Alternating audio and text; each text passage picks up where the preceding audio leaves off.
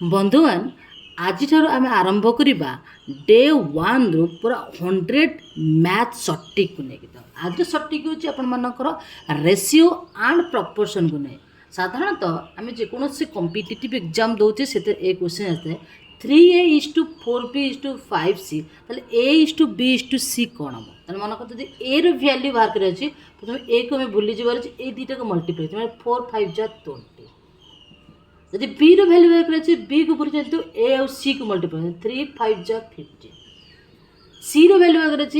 आउ बी को मल्टीप्लाई 3 4 जा 12 सेमती सेकेंड क्वेश्चन अच्छी 4x:7y:8 जो आप एक्स रैल्यू बाहर कर वाई और जेड वाई जेड रही ना मैंने 1 अच्छे 7 × 1 7 वाई रैल्यू कर 1 × 4 दैट इज 4 जेड रैल्यू बाहर कर